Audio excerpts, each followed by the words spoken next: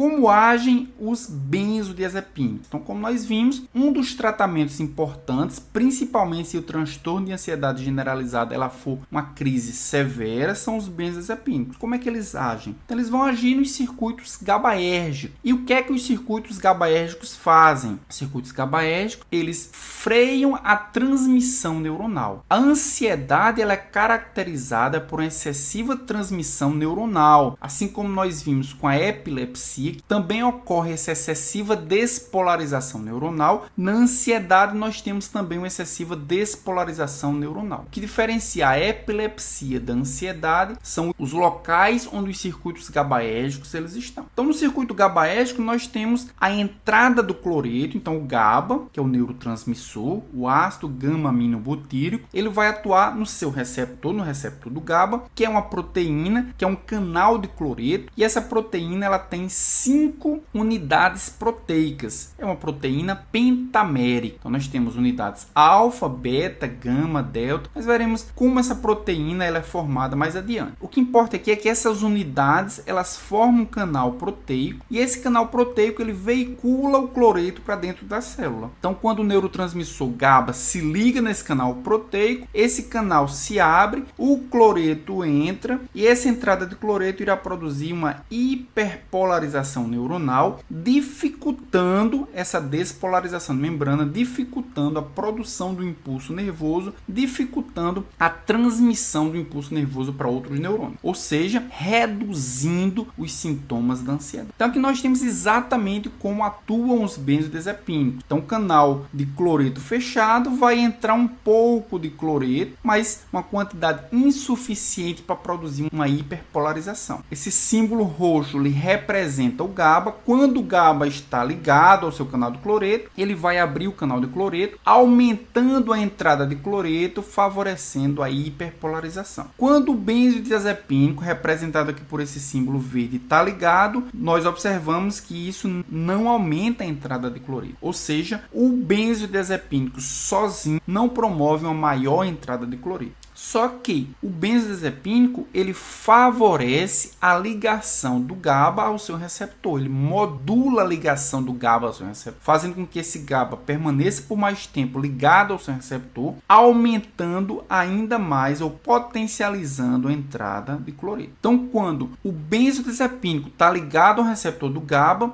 o GABA tem um potencial maior de atuação e uma maior entrada de cloreto, favorecendo a hiperpolarização. Aqui nós podemos ver os diversos tipos de receptores GABAérgicos. Então, os receptores GABAérgicos, como nós vimos, eles são proteínas que vão formar um canal de cloreto. Essas proteínas são formadas por 5 cadeias polipeptídicas. Algumas delas são chamadas de alfa, outras são chamadas de beta. Nós temos ainda as cadeias delta, epsilon, pi e zeta. A alfa ela pode ser de 6 tipos diferentes, desde a alfa 1 até a alfa 6. A beta ela pode ser de 3 tipos diferentes, da beta 1 a beta 3, a gama da gama 1 a gama 3, delta, epsilon, pi e zeta só temos um tipo de cadeia polipeptídica. O que nós podemos observar é que dependendo dessa composição, dessa constituição das cadeias polipeptídicas, existem um número muito grande de receptores GABAérgicos. Esses tipos diferentes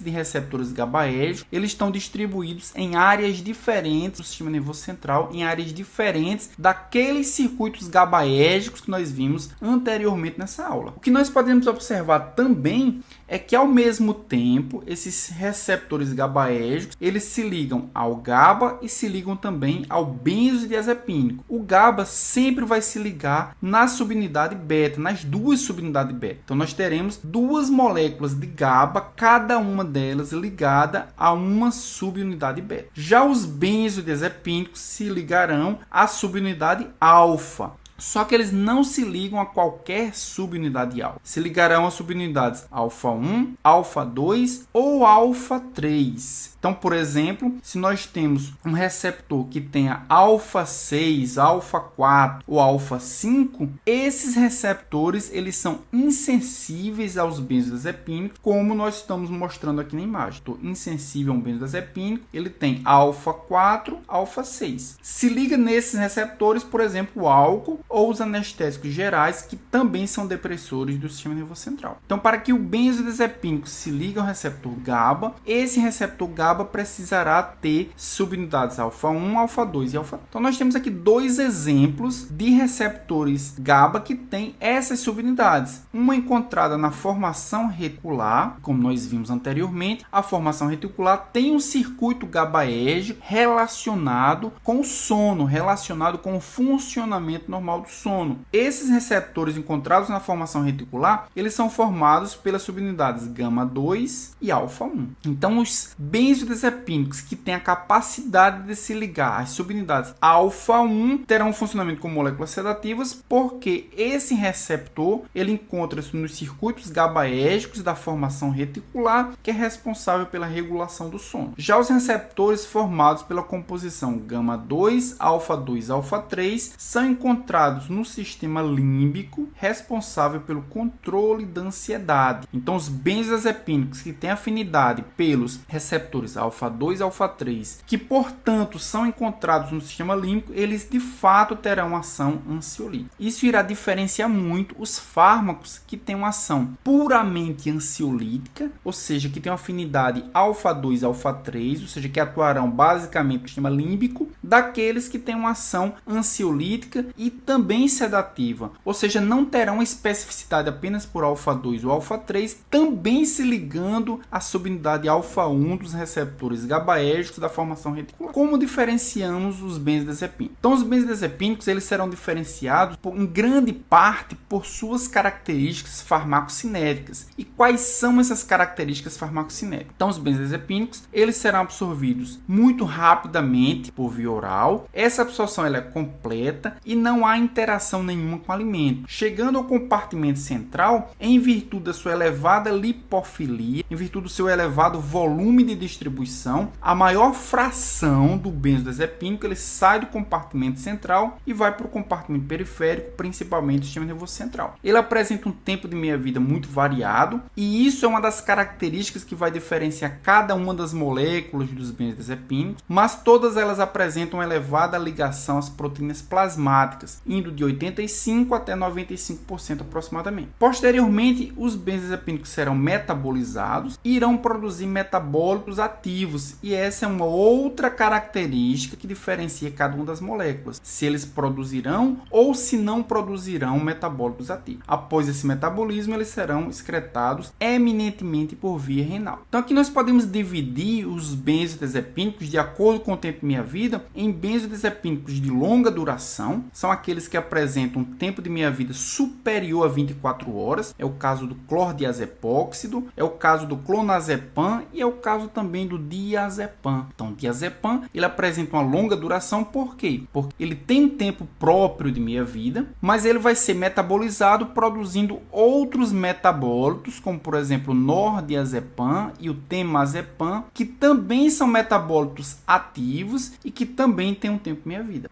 O nordiazepam e o temazepam irão produzir o oxazepam, que também tem um tempo de meia-vida e que apresenta também atividade terapêutica. Já o oxazepam, ele será conjugado e posteriormente eliminado. Então, ele apresenta um longo tempo de meia-vida, por quê? Porque o tempo de meia-vida do diazepam, na verdade, é a somatória do tempo de meia-vida próprio do diazepam e de todos os seus metabólitos juntos até que ele seja completamente eliminado. Os benzodiazepínicos de média duração, eles duram de 12 a 24 horas. É o caso do bromazepam e também é o caso do midazolam, que para ser eliminado ele é convertido de forma intermediária em hidroximidazolam, que é um metabólito ativo. E os benzodiazepínicos de curta duração são aqueles que têm um tempo de meia-vida de 6 a 12 horas. É o caso do alprazolam, do oxazepam e do lorazepam, que não produzem metabólitos ativos, que são conjugados diretamente e eliminados.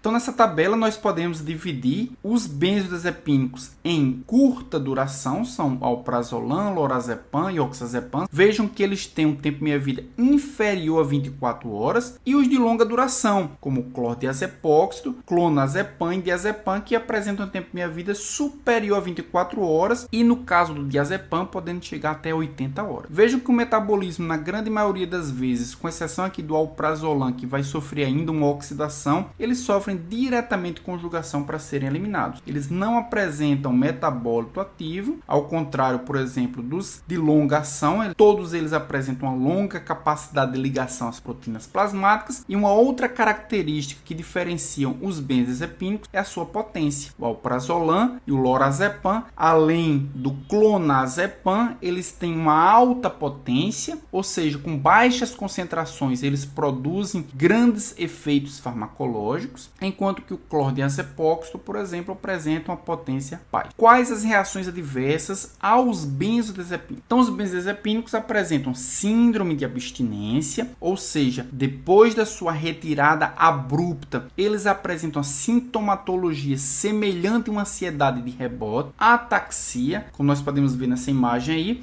Ataxia, o paciente apresenta algum desequilíbrio, uma perda da sua coordenação motora fina. Também, como reação adversa, os benzodiazepínicos apresentam sedação, déficit de atenção e também fadiga. Por essa razão, ataxia, sedação, déficit de atenção e fadiga, há necessidade do paciente que faz uso de um benzodiazepínico ter cuidado com quedas, cuidado ao dirigir e também cuidado ao operar máquinas perigosas. Com a sua continuidade, normalmente o que se observa é a tolerância, ou seja, aquela dose inicial já não mais produz os mesmos efeitos farmacológicos, tendo a necessidade de aumentar essa dose. E no caso do lorazepam, também observado a amnésia anteróloga. As memórias mais recentes, normalmente, elas não conseguem ser acessadas. Também deve-se ter uma conduta mais cuidadosa com alguns pacientes que apresentam algumas comorbidades, pois o uso do benzodiazepínico poderá produzir complicações nesses pacientes. São pacientes que têm glaucoma de ângulo fechado, que têm doença hepática ou renal grave, miastenia graves, além de insuficiência respiratória. Bem, aqui nesse slide nós podemos ver como se comporta o receptor GABAérgico com o uso agudo e com o uso crônico do benzodiazepínico, comparando, obviamente, com um receptor GABA de não usuário de benzodiazepínico. Com o uso agudo, nós observamos uma descarga de cloreto dentro da célula, ou seja, a sua retirada muito provavelmente irá produzir muitos sintomas de abstinência. Já com o uso crônico, que nós observamos, é uma entrada menor de cloreto, em virtude da tolerância, os efeitos ansiolíticos eles são menores, sendo necessário um aumento da dose.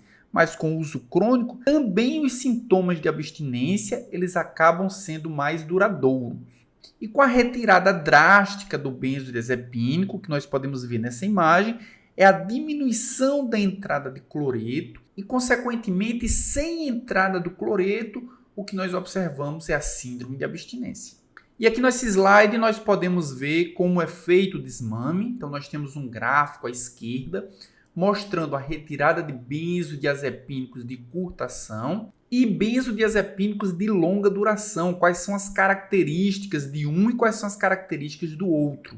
Inicialmente, quando o benzodiazepínico usado ele é de curta ação, com a sua retirada, os sintomas de abstinência aparecem de forma mais abrupta e muito mais rapidamente, entre 1 a 2 dias aproximadamente, e duram entre 2 a 4 semanas, podendo ser um pouco mais longo em alguns casos. Já os benzodiazepínicos de longa ação, após a sua retirada, os sintomas de abstinência eles se iniciam entre 1 a 7 dias e podem durar de 2 a 8 semanas, sendo em alguns casos mais longos também. E aqui do nosso lado direito nós temos um algoritmo para entendermos como deve ser feito o desmame de um benzodiazepínico. Então, como nós vimos, depois de algum tempo de uso, o paciente ele pode apresentar síndrome de abstinência quando for retirado o benzodiazepínico. Quais são os sintomas da síndrome de abstinência?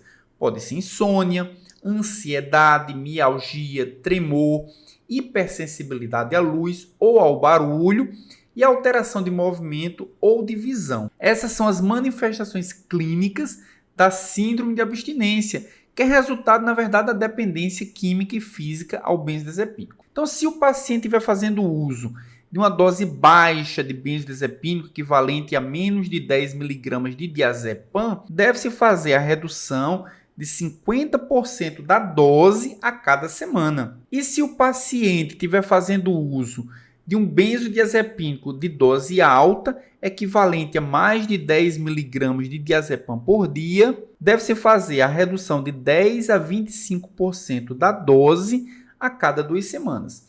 E durante o período de desmame, deve-se utilizar concomitantemente a buspirona, a imipramina ou ácido valproico como adjuvantes. Então você gostou da videoaula até aqui? Então não se esqueça de assinar o canal, também de marcar o sininho, de dar o like e de compartilhar essa videoaula com todas as pessoas que você imagina que podem se beneficiar desse conteúdo. E se você quiser me seguir nas redes sociais, aqui na tela nós temos algumas delas, lá nós podemos ampliar essa discussão que iniciamos nessa videoaula. Então essas foram as referências utilizadas nessa videoaula, o livro Psicofarmacologia de Stahl, além do Manual de Farmacologia Terapêutica do Goodman, também os Princípios de Farmacologia do Golan e o Farmacologia Clínica e Terapêutica do Danny Fuchs.